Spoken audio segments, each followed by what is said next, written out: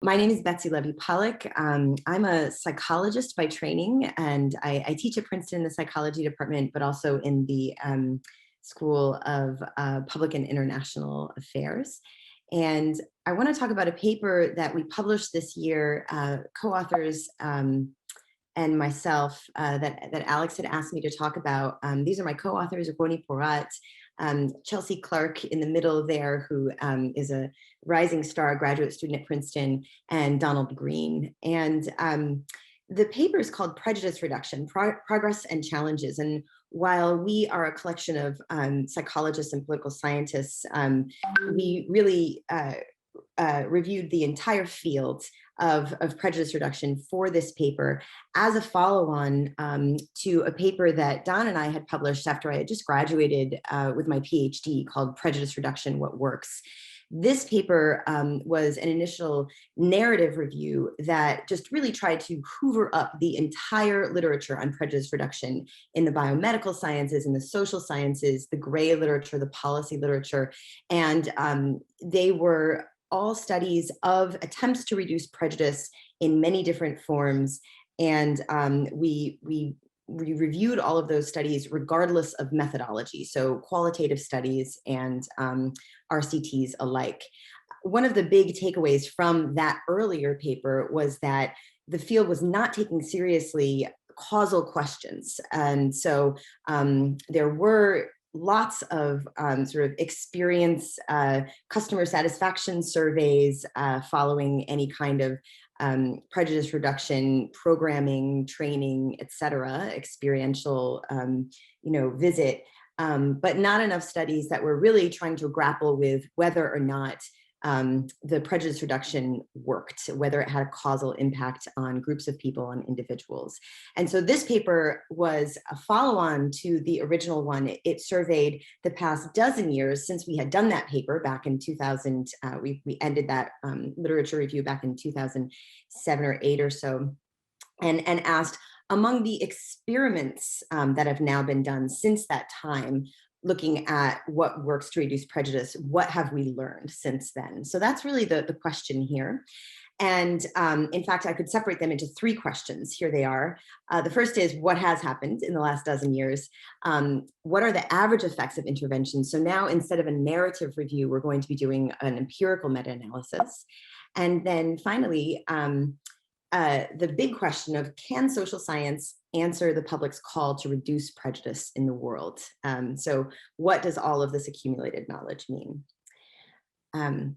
Carrie, can I just pause for a second to ask you to maybe open the waiting room, because I'm still getting the messages. Is that all right?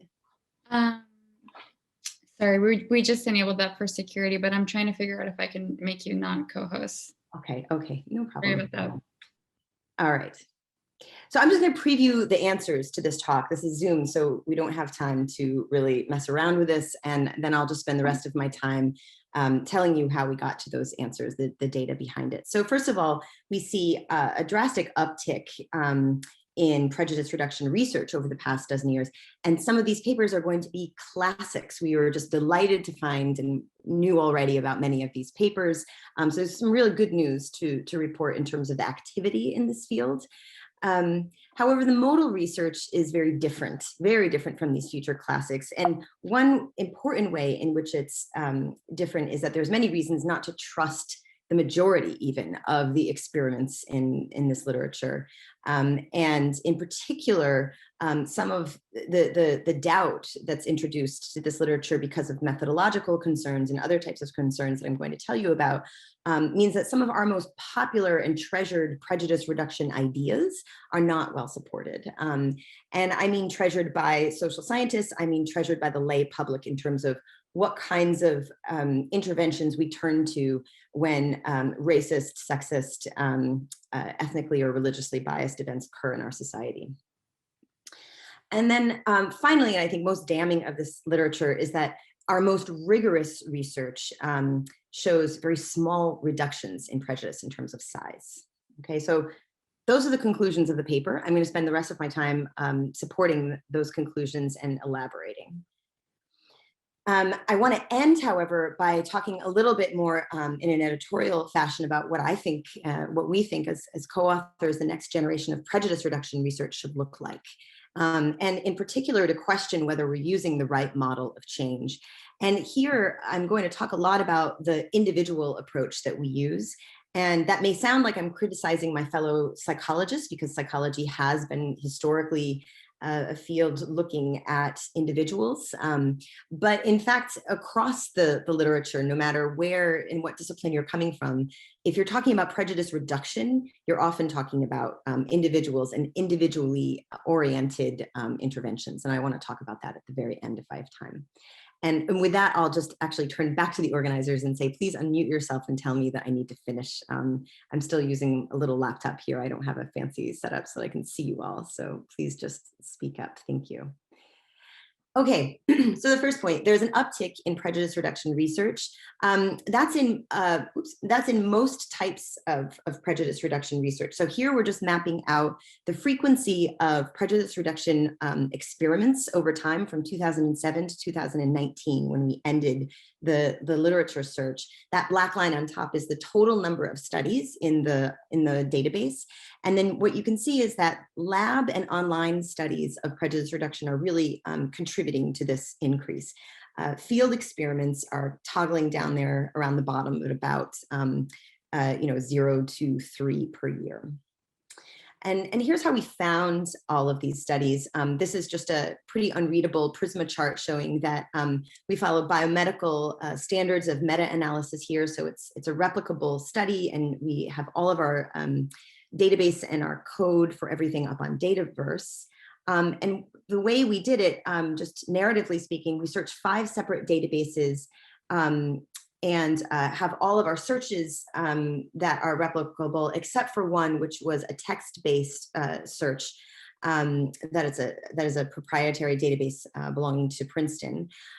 We got over 16,000 non-unique results and spent a summer sorting through all of those with a team of master's students, narrowing it down to 1,800.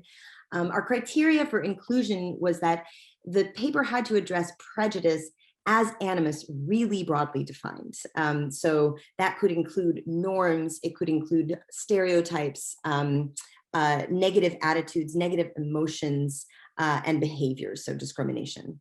So we really defined animus as originally cast by the psychology literature in a very, very broad way in terms of outcomes. We did leave out sexism, which we had done in our previous review. We also left out partisan prejudice, which is a growing literature and one to watch, but not very large over the past dozen years, and collegiate bias. So there's not going to be any studies of Ohio State versus Michigan, which is a sort of a favorite sort of toy prejudice for some psychologists to play with in their lab studies. And then, although some may argue with me that it's not a toy prejudice, and they had to be experimental. There had to be random assignment to a treatment and control. So the final sample was 418 experiments in that way, and then we coded them all for their quantitative findings. And I want to tell you just right up front that we were, I think, on the side of authors when we took the quantitative findings. So we let the authors, they're very often, I'll just preview, not pre-registrations for these studies. So we let the authors tell us in the abstract what were the most important outcomes of their study, which, as you know, is probably framed in a very positive way for the authors, right? So there were more outcomes. We took up to 5 quantitative outcomes from each study. We averaged it into 1D. We can disaggregate in the future if need be to look at separate things like emotions and behavior and so forth. But they're the 5 most important outcomes, according to authors, or up to 5 most important outcomes, average into 1D per paper. Okay, and so that's driven by what the authors say is most important. So it's going to be biased more positively in favor of what the authors found to be statistically significant. And then we also qualitatively coded all of these studies using 2 coders who had to agree on features of the study so that I can describe this database for you. So in this database, I already mentioned that several studies are going to become classics, not just in terms of these are classic prejudice reduction papers, but we think that they're classics of social science. And so why is because they're describing really robust, very realistic, meaning you can imagine implementing the interventions from these papers in the world if you are in the proper context tomorrow. They're well described, they're fully fleshed out interventions that are ready to go. They're not necessarily just proofs of concept of pared down sort of minute mechanisms that we're testing in the lab. So they involve social as well as psychological processes. In some cases, they involve, they recognize political processes.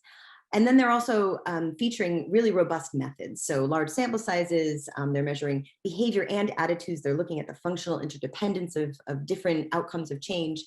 There's attention to randomization and attrition and appropriate treatment of these kinds of mistakes that happen or just natural things that happen over the process of an experiment. There's pre-registration and open data. And what's really interesting is that this group of future classics that we describe in some detail in our paper are very different from one another theoretically. But what they share in common is that they all have promising but small positive outcomes. Let me just tell you about a couple. I'm grouping together Lowe and Musa, both published in 2020, both by, at the time, doctoral students. These were their theses, testing the precepts of contact theory, specifically whether cooperation versus competition is a necessary condition of positive contact through team sports. One soccer between a soccer league between Muslims and Christians in northern Iraq, and the other a cricket league among men. This is all having to do with men among high and low caste men in India. And a couple of things just to highlight about these papers. One, they measured a real array of outcomes, including things like policy attitudes, which really, I think, pushes the limits of what are the outcomes associated with prejudice reduction if we see prejudice reduce. Prejudice was measured not just toward teammates, but also toward the larger community.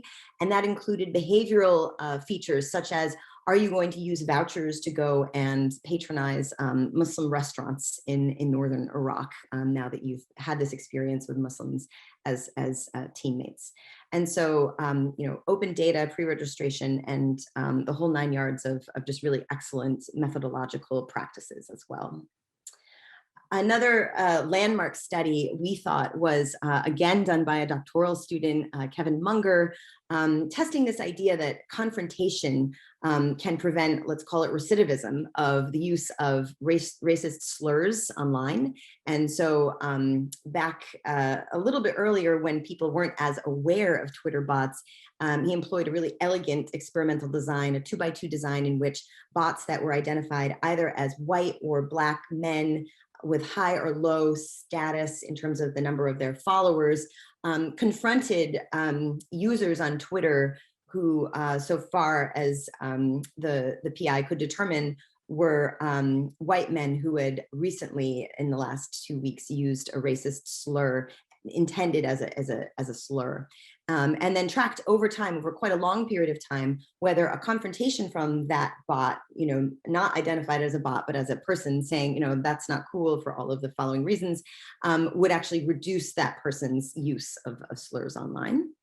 And then finally, as I'm going to talk about a little bit later, one of the only RCTs in existence of a diversity training.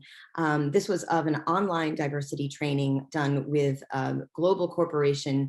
And one thing that we really appreciated about this study is that it was so large. This study was among one of the only studies that could truly look at heterogeneous effects. And one of the interesting findings of this study is that there are positive effects of this online diversity training, and they're concentrated among women and people of color. And so it seems that online training kind of redoubled their intentions to support other underrepresented people at this corporation. Another really admirable thing that the authors of this study did is they worked with the corporation to create opportunities for people to behaviorally express the outcomes of this training, such as take underrepresented members of the company out for a mentoring coffee. And that's just a Herculean effort to actually create a program and then measure people's participation in it. And so deserves extra recognition for that. So I mentioned, though, that the modal type of research is very different. I want to point you toward something that is pretty much a third of the literature over the last dozen years, which is extended and imaginary contact, and says something about the state of this idea, this theory of contact, that at this point, actual contact is deemed no longer necessary. So this idea is that just knowing about a friend who has contact with an outgroup member, a member of a stigmatized group, is productive for reducing prejudice, or just imagining a conversation with a member of a stigmatized or underrepresented group is going to reduce your prejudice toward that group. The others, though, are similar in the following way. The other large categories, cognitive and emotional training, social categorization, which involves trying to sort of reconceptualize where group boundaries lie. It's a move towards something that we in our paper called prejudice reduction through mentalizing. So it's really trying to work on the mental life of an individual to try to get them to reconceptualize, reimagine members and entire groups of stigmatized individuals and social categories. Going along with this, not a redundant category, but a category that we defined as light touch for our coders, in terms of the intervention had to be easy to implement, brief, and cheap. If it met all three of those categories, according to two coders, it was deemed as light touch. And according to our coders, which included me, 76% of the database is light touch, which is, I think, quite a remarkable statistic. And then finally, in terms of the modal type of research, I've already started to grumble about this to you, is that it's plagued with methodological problems, with small sample sizes, attrition that's not accounted for properly in the analyses, cluster randomized studies that are just analyzed naively at the individual level without corrections for error and a lack of transparency, right? This is a depiction, again, probably too small for your screen, of just how else we could describe the modal research. So the sub figure there, A, the types of intervention approach you've already seen. B tells you that the most popular kind of outcome that we measure still for prejudice reduction research is explicit attitudes or beliefs and behavioral intentions, not actual behaviors. We're still very much involved in the study of race and ethnic prejudice in figure C there, ability, and then in a new category, in an emerging category, immigrants, migrants, refugees. And then intervention settings are still concentrated in college and on MTurk and online and other spaces online. Okay, so this is the average effect. It's a D of 0.357 with a standard error of 0.02. So that's everything all together. They're all experimental research, but this is not cutting up the sample in any way. And for interpretability's sake, what a D of 0.357 means is, imagine that we've measured your prejudice on a scale from 0 to 100, a feeling thermometer, as is actually quite popular in this research. This would take someone with a mild, let's say, prejudice of below neutral at 50, say they start at 40. It would take them, after one brief, on average, light touch session to a 48. So you can stop for a moment to ponder whether you think that that is promising. I mean, it's in the right direction, and it's moving things, and we're imagining that this is going to be, after quite a light touch intervention, that could be promising. Now what I want to do is I want to evaluate the quality of the literature with a very elementary, or let's say low bar, but one that we can all agree on, which is just sample size. So what we're going to do now is we're going to split up the entire universe of studies into quintiles by treatment sample size, how many people are in the treatment group. And what you see is that the lowest quintile is less than 25 people in the treatment group, pretty small. The effect size should, of course, not track the sample size, but that is precisely what it does. And so I'm not sure if you can see my cursor here, but in the effect size column, the quintile with 25 or fewer people in the treatment group actually find almost double the average effect, which is 0.61. And then if you go all the way up to the top quintile with 78 or more people in the treatment group, still not actually that large, although it's going up and up and up.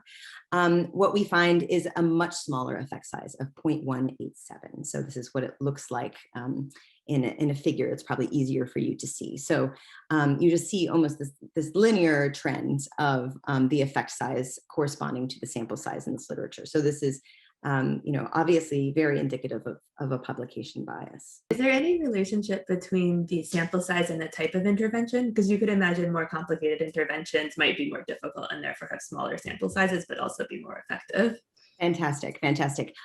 We actually see this this bias throughout many, many different kinds of types of interventions. I'm going to get to a figure depicting this in just one second. We also, and thank you for asking the question, because I really wanted to mention, we find this with all types of methodologies. So it's not the case that it's online studies versus lab studies, or that this is especially the case in field studies where it might be, noisiest, for example, and et cetera. We find this with all throughout the entire database. But let me show you that. So first, I just wanted to also anchor you on what's the interpretability according to the feeling thermometer of the 0.187D. That's moving from a 40 now to a 44. So still not even, very close to neutral. So that's less good. And we can argue about, how positively we should feel about that. So here's what I wanted to show you. This is the full set of studies, now broken up into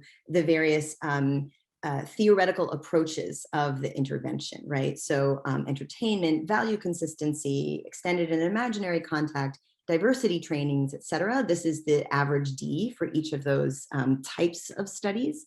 And then you can see that they all move towards 0 when we restrict it to the quintile with the highest quintile with the most people in the treatment group. And if you direct your eye all the way down to the bottom of that figure, you see that there are actually only 2 diversity trainings with a sample size of 78 or larger in the treatment group in the last dozen years. What is an entertainment training? Yeah, that's great. So entertainment actually suffuses this entire database in terms of modality. So a lot of people now are trying to deliver prejudice reduction through let's say like in the friendliest way, propaganda, right? Through media programs. I've been involved in the study of many of those. But the entertainment category, we restricted that only to studies that were using theories of entertainment, such as narrative engagement and change. So this is a really theory-driven categorization here. These are studies that said, we're going to use, sort of Green and Brock's theory of narrative engagement in order to try to change people's prejudice. Does that make sense? Sort of, and I will follow up with you later, because as someone who tries to implement these things, I'm intrigued.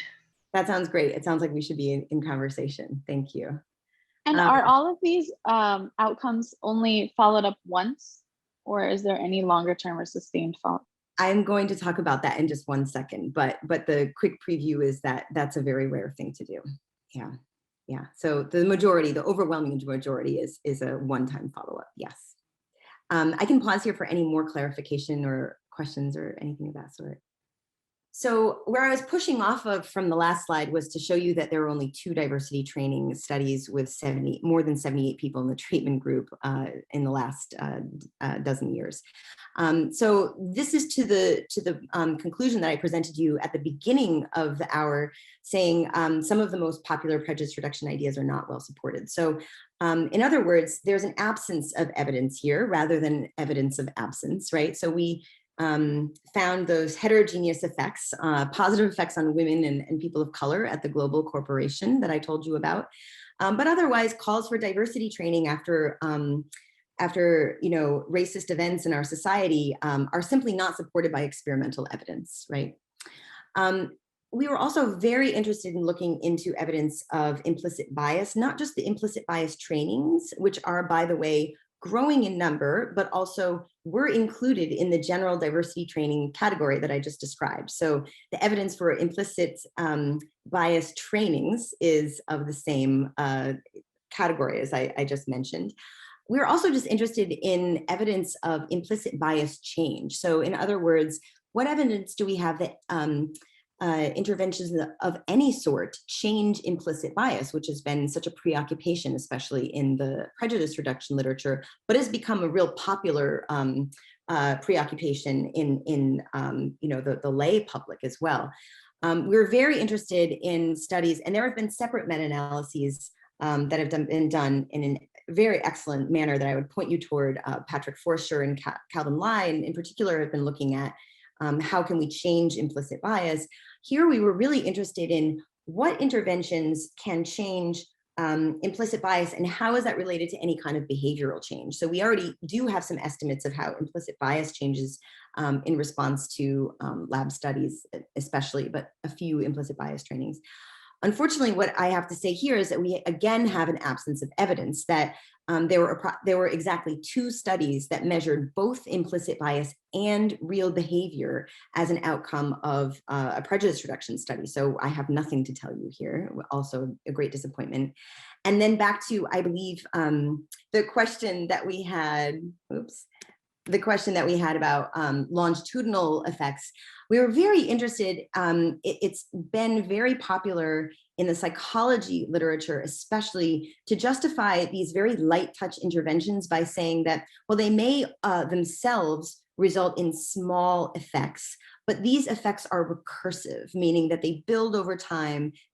Small changes reinforce someone's propensity to go out and behave in a different way, which supports attitude change, and there's these recursive sort of snowball processes. We really wanted to test this claim, which, as far as we can tell, doesn't really have any evidence behind it, especially in the prejudice reduction literature. And again, we found so few studies that measure change over time that this is a proposition, again, without any evidence, which is you know, I want to just caution anyone who is being reassured on the promise of these types of theories of change that the evidence, at least in prejudice reduction, is not there. Okay, so this is kind of a once more with feeling figure. You've already seen these data, but what I wanted to do by fitting a regression line here to the D on the y-axis and the standard error on the x-axis is to show you that given this universe of studies, and I'm saying universe very specifically, we don't think it's a sample, we really think we got it all over the past dozen years.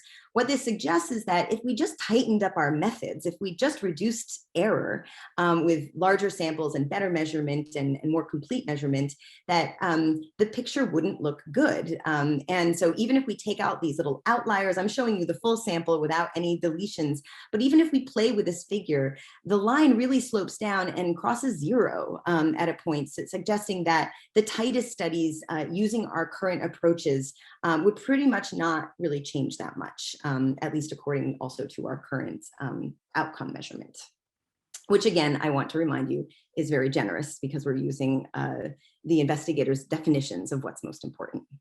Okay, so on that depressing note, what should the next generation of prejudice reduction research look like? And here's just a little bit more editorializing for you. We have a lot of recommendations in our annual review paper.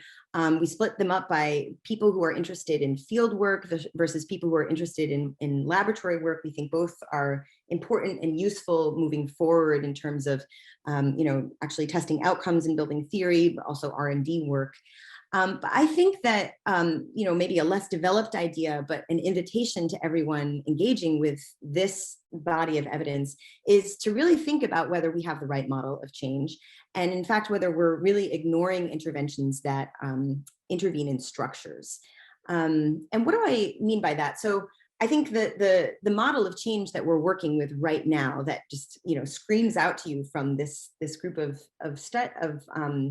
interventions is that we're thinking about prejudice as an individualized problem, even though I think the majority of these authors would also recognize the fact that racism is structural. They're still conceptualizing it as something that lives within the mind. That's what they're trying to change. And they're sort of fitting the medicine to meet the disease, right? So they're saying, well, we need individualized, for the most part, interventions to change this individual's prejudice in their mind. So the alternative model of change would, of course, be to think about structural interventions that create both individual and social group-based change. But that's something very rare that you see in the literature right now, at least in prejudice reduction.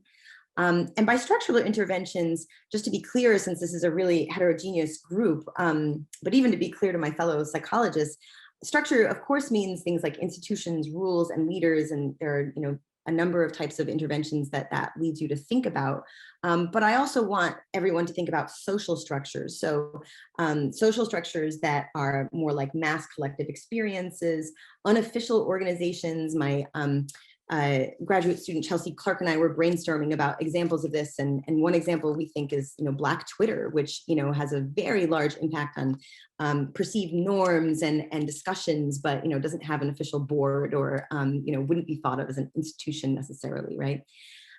So thinking about both official and unofficial, you could call it, or structure and social structure. It's difficult for behavioral theory because I think it only sometimes relates to structure. You've got structurally related theory like social norms theory, but then you've got other really popular theories, and some which are really actually producing some of the most promising results right now, such as perspective taking theory, right, which is really oriented at the level of the individual. And so, I think that there are examples of just how you can use these theories to inform interventions, either in a more structurally or in a more individually related direction, right? So in social norms theory, one of the ideas is that, leaders can signal new social norms. And I think that you can find examples of ways that people have used it. In my lab, we try to test things like, when Supreme Court decisions are announced using longitudinal time series regression discontinuity designs to test whether that changes individuals' feelings about the norms of the country, what other Americans think once this new signal comes out from the Supreme Court. But there's a lot of interventions out there that use this highly individualized approach, such as texting or sending emails to people, reminding them about the progressive orientation of their leader, for example. So these are interventions that are experienced individually and are targeted very individually, et cetera, right? But I think that we can even imagine more structural interventions with theories that are highly individually oriented to begin with, are already very much about the mind of the individual. So I think a good example of this, the way that perspective taking and perspective giving has been mobilized by Brockman and Calla in some of their voter canvassing studies, is a really good example. So this is a case in which canvassers are having one-on-one dyadic conversations with voters who answer their doors as part of a canvassing push to, for example, promote the rights of groups like transgender individuals, women seeking abortions, immigrants to the United States, et cetera. And I think that what is more socially structural about their intervention is that it's part of an overall campaign. And that's very recognizable to the person answering the door. They're not only having this one-on-one conversation, they, for one, know that this is part of a political movement, that this is the strategy, this, I want to hear your perspective, I'm going to give you the perspective of this group. But they also know that their neighbors are going to be participating in these conversations, right? So their reference group is also experiencing this at the same time. And I give that example to tell you a little bit more, to flesh out this example of what I mean by social structures. I actually think that economists have been thinking about structural interventions and measuring individual psychological outcomes in some really nice examples, I think more quasi-experimental examples, and we need to be thinking about that in the prejudice reduction field. So I think that, in terms of the recommendations for the next generation of prejudice reduction research, I'm sure I'm running out of time, but, the suggestions would be to really improve our skills at thinking about structural expressions of our theories, not dumping the, highly elaborated theories of the mind, because we do know that prejudice in part lives in the mind, but it also lives in networks, it lives in structures. So at what level should we intervene? And then let's try to measure all of the various expressions of prejudice at the level of the mind, the network, the structure, et cetera. I think this will require many more interdisciplinary collaborations, and applaud those all the way. So I applaud this conference in the way that it is structured. And I think that some people can join this movement if they're not necessarily into the kind of interventions research I'm describing, with research to help us understand how, for example, more top-down or structural interventions could productively move forward, how communications from leaders should be structured and phrased. A lot of people, when I talk about this research, are worried about the backlash, about the resistors, if we're not going to be doing, these sort of more nudge-like, light touch interventions, very palatable trainings at corporations. What if something more heavy-handed occurs? Like, how could we anticipate some backlash? And I think that that should be its own integrated, but it's another area of research that folks should be getting interested in. Okay, I'm not sure how I am with time, but just to say that you still have half an hour or so, but we don't need to fill all that time. Like we can have questions and take a break and everything. So wonderful. Yeah. I wanted to leave time to so talk. Take your time, but yeah, also don't feel like you need to speak for 30 more minutes. Thank you.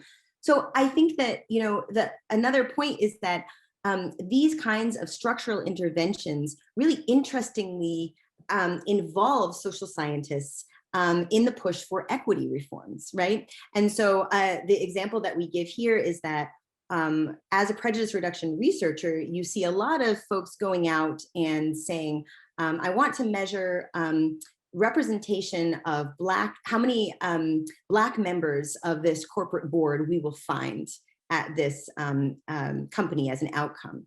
The intervention I'm interested in measuring is this white fragility training that the corporation is going to hold. And then maybe let's see how many years later down the line they're going to have more Black hiring, but especially more representation on the board.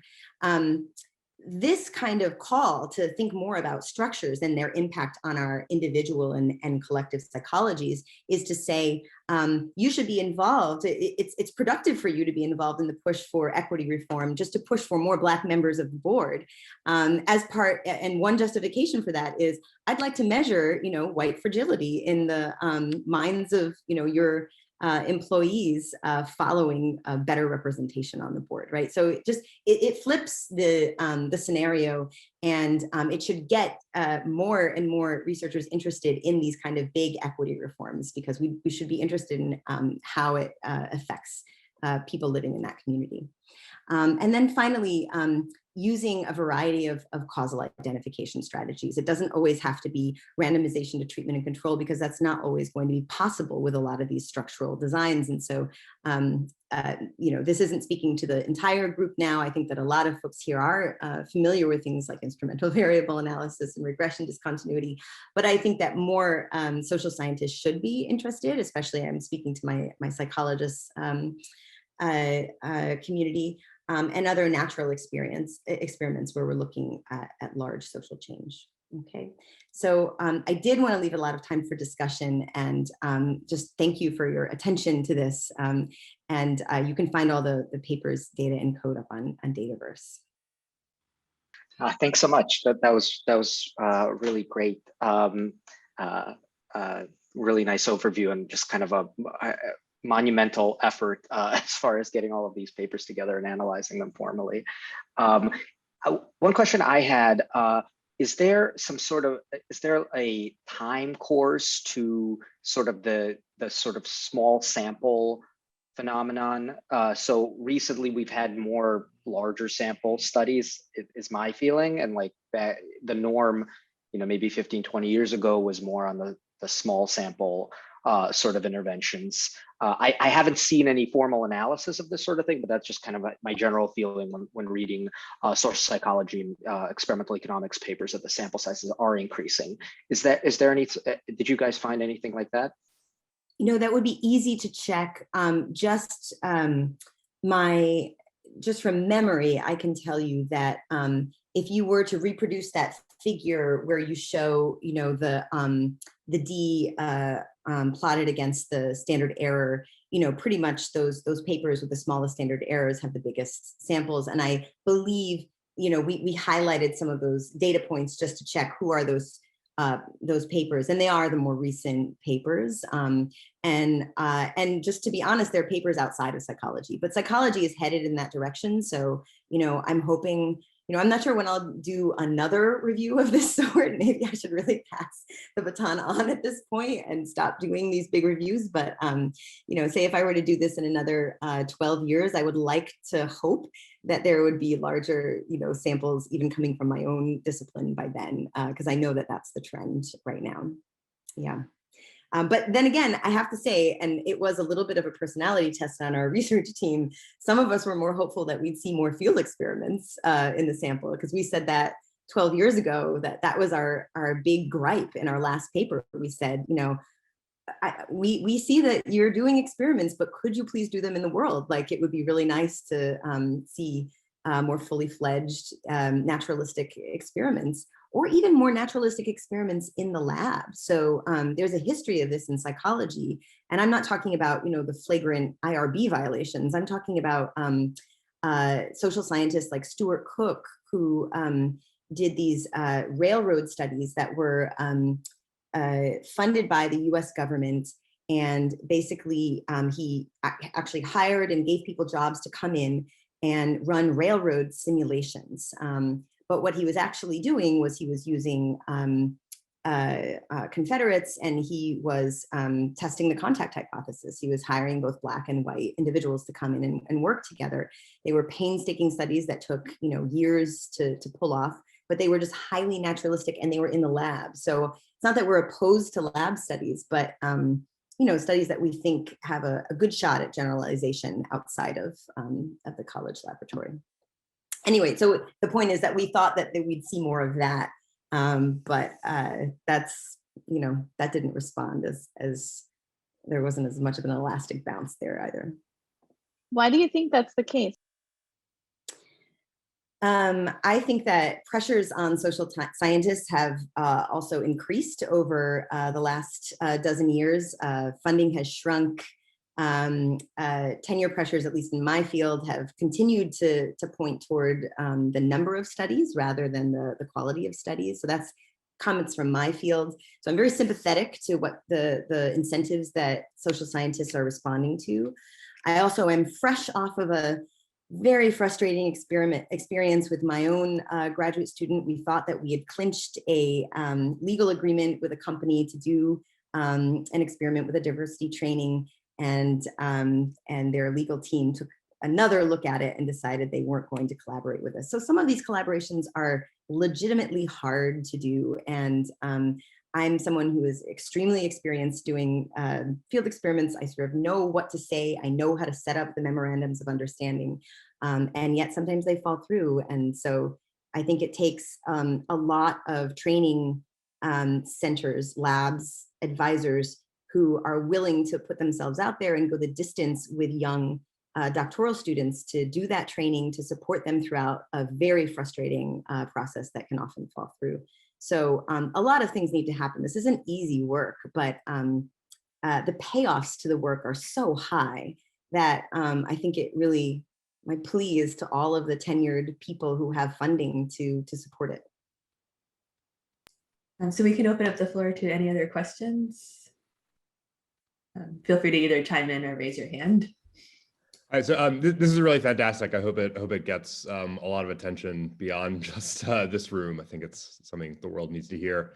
One thing I was kind of struck by when you showed the standard error and effect size graph is like there seemed to be a lot of kind of small and null effects published here. So I mean, it seems like the overall pattern that you're describing, like it would be hard to explain that without a fair amount of publication bias going on. But I wonder if you have like maybe some other tests of looking for these like discontinuities in t-values, or or maybe if you have like a comparison of whether you think there's more publication bias in this area or less. Like it seems like an area where like a null effect could be published. It's kind of interesting. So I don't know, a few kind of related things which you can answer as you want. Yeah, that's great. That's great. Well, a couple things. One is that sometimes we found null effects where the authors had not reported them in the publication, but we did a recalculation and said, wait a second, if you treat these standards errors right, it's null. So there are corrections there. This isn't just a mirror to the literature. We did the math where we could. We didn't find a lot of null effects, but we did find a ton of small effects. And many of those are published because of this very strong belief in recursive processes and progress on any measure, and an inattention to D as opposed to P. So that's my harsher take on the literature, but we could certainly dig into this more, like you're suggesting, and try to understand, where are people finding smaller effects, and is that informative, for understanding this publication bias. It's a pretty strong publication bias, I mean, it's just really, I'm not sure at this point, like, if you find a steeper line, are you less concerned? But yeah, I appreciate the comment. Yeah, hi. Yeah, that was super fascinating. I was going to ask a question. You talked about this great outcome of measuring whether or not people took folks out on coffee opportunities to have coffee with colleagues. I thought that was just such a clever outcome measure. What were your thoughts after doing this meta study of what good outcome measures were, or did you think about did it change your prior at all about what a good outcome measure was, or where people were going in terms of outcome measures? Sorry, there's a lot of questions there, but I'll let you just take it as you see. Those are great questions. Those are great questions. I think that there's yes, that's why I wanted to highlight that one, is that being creative about delving into administrative records, or even creating opportunities for administrators to create records, is where the future lies, right? Because if we want large samples, you know, as a graduate student, I used to love reading this like classic social psychology literature where they were talking about behavioral traces. And so they're measuring, you know, like the amount of foot traffic at museums, and, you know, looking in people's garbage, or, you know, again, probably many were flagrant IRB violations. It was classic psychology. But I think that there's so much creativity in terms of trying to measure behavior. But I think that where our sights should be set is really trying to understand, how can I create opportunities for that to be measured by some sort of bureaucracy, or you know, something online, you know, obviously always with a mind toward ethics. But I think the other thing that I would say in terms of, you know, keeping an eye toward the future, is really trying to understand the functional interdependence of these outcomes, like emotions or perceived norms of your community and behavior, right? Because I think that these literatures are fascinating literatures. I'm very interested in the whole like prejudice is emotion, you know, assertion of some psychologists. I'm very interested in my own work, the notion that, you know, prejudice is a norm. You're following what you perceive to be acceptable, and maybe even within the bounds of what might be punishable if you veer outside those bounds according to some important reference group. These are all really interesting theories about like where prejudice resides and what it's driven by.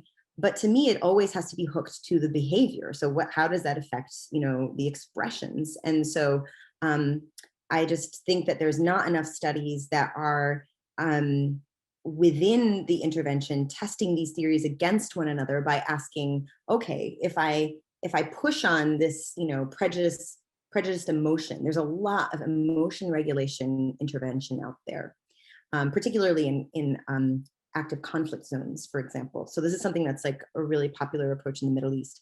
But I then want to know also, well, are you measuring outcomes around the expression of prejudice behaviorally, but measure policy attitudes too? That's one reason I wanted to bring up the two studies of Salma Musa and Matt Lowe, because I think that they did that very nicely and showed some of the boundaries of what that contact experiment could do. It didn't touch policy attitudes in Salma Musa's study. And you know, it was a helpful reflection to go back to the original contact theory. You know, Gordon Allport didn't think that it would have anything to do with politics. You know, it was all about neighborhood desegregation. He was talking about interpersonal feelings, right? And so this kind of you know, innovation in behavioral measurement, but always also tying it back to some of these other very popular theories like implicit prejudice that we have. I'd like to see the relationship or non-relationship. There's a lot of work to be done there. Betsy, so I was wondering, is there any, did you look at all, or is there any evidence that different interventions are more or less effective in different contexts and domains? So for example, a particular intervention may be effective for reducing racial prejudice, but less for, say, transgender prejudice, or similarly, if you could imagine like hiring somebody as a very different context than, say, deciding on punishment for a crime. So one is a very like punishing negative behavior versus rewarding positive behavior. And so it could be that the intervention interacts with the context of the decision in terms of effectiveness. Yeah. I mean, part of that question, I think that's a great question.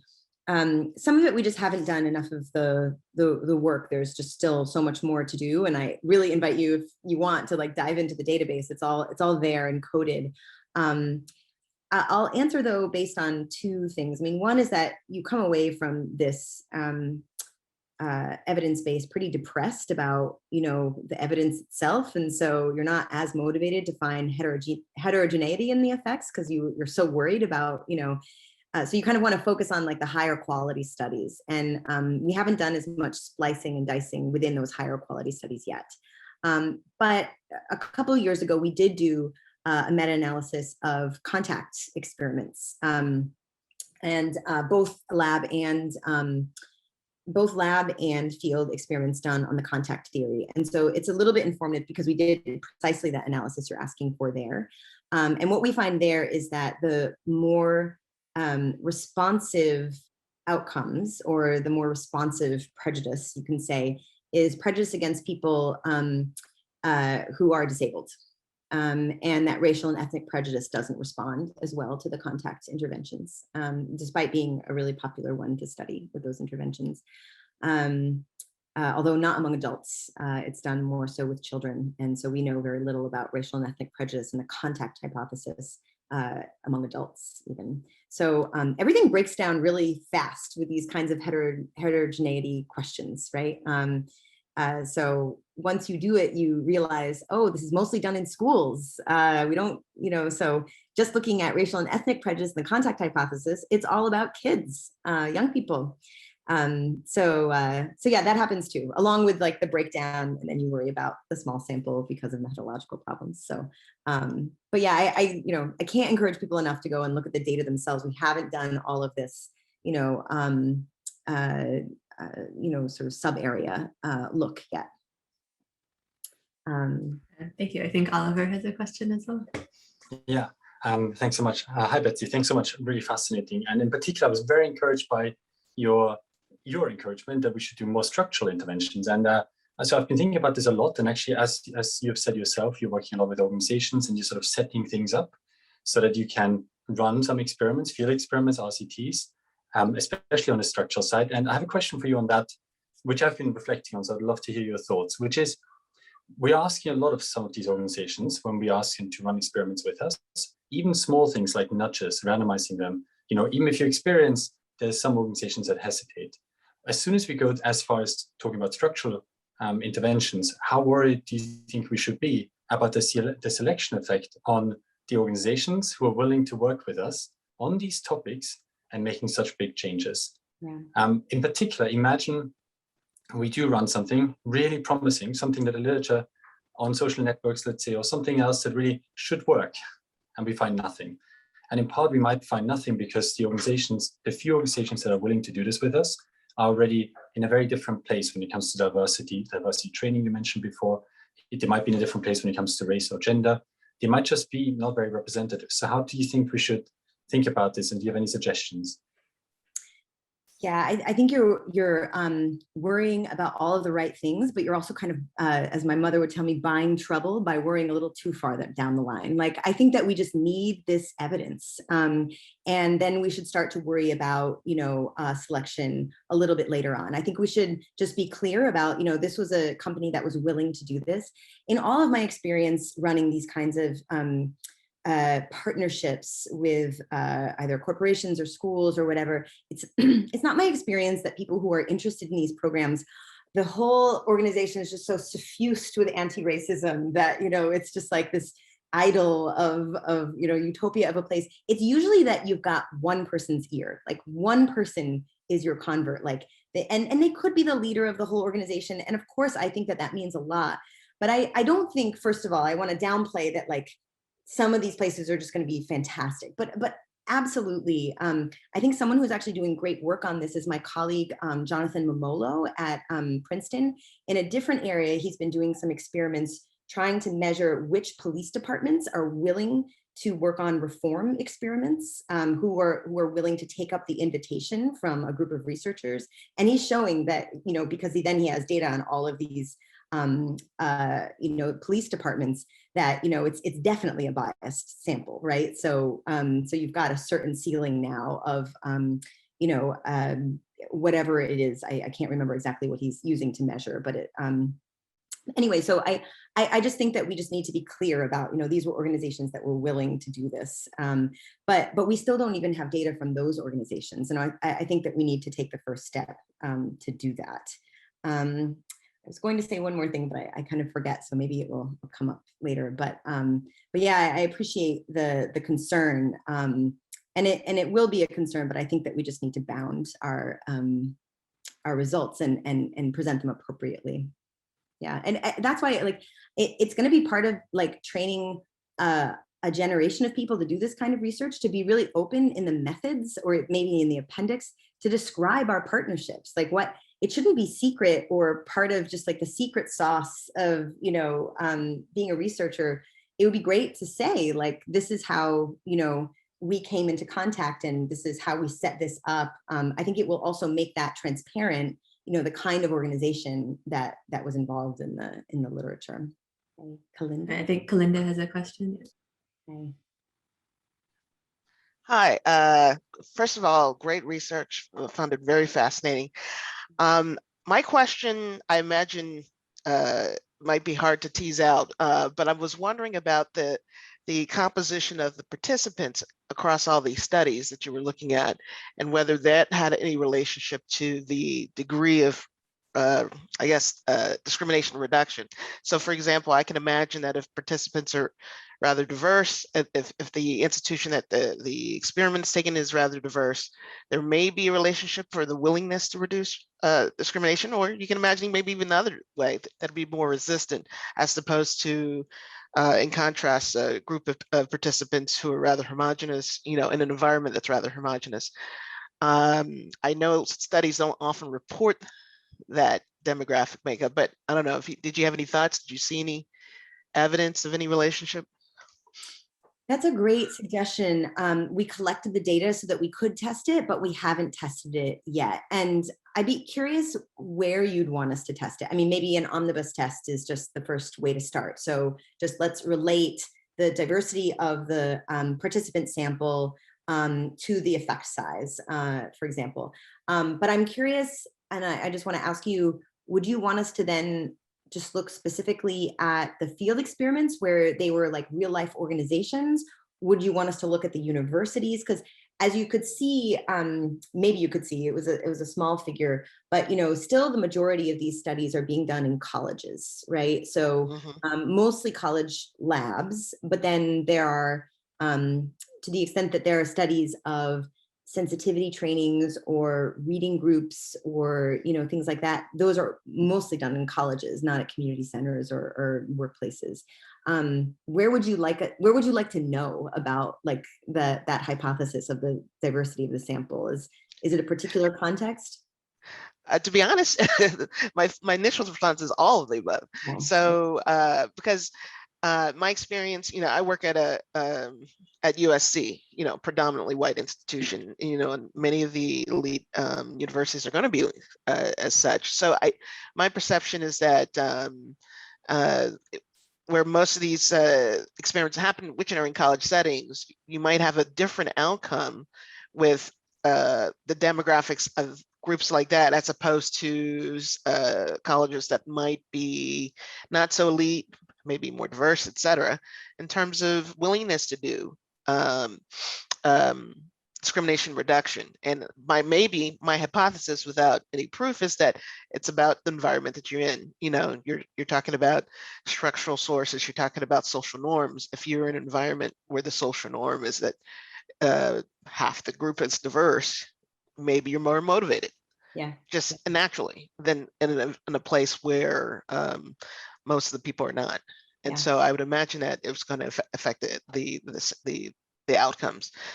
You were saying specifically where? I think it's the same is going to be the case with field testing, natural settings. So yeah, I appreciate that. Yeah, that's a great next direction that we have to do. And one way that we'll probably do it along the way is my graduate student, Chelsea, who is a co-author on the paper, is really interested in the experience of Black and Brown folks who are sitting in these trainings, mostly trainings, where and what their experiences of these trainings are, because these trainings are mostly directed at white folks, right? And so what does it mean to be made an example, in these trainings, which is what often happens. And so she's really interested in going back and looking at, just the percentage of people who are sitting in some of these programs who are, the target of discussion, but not necessarily the target of the program. It's not oriented towards them. And so she's very interested in that question. So I think we'll pick up that analysis along the way, but thanks for pointing that out as significant. That adds fuel. All right, thanks again, Betsy. That was a really great talk and a great set of questions after. So we'll take about a 3-minute break, and then we'll go ahead and get started with the next presentation at 10:30 Central Time.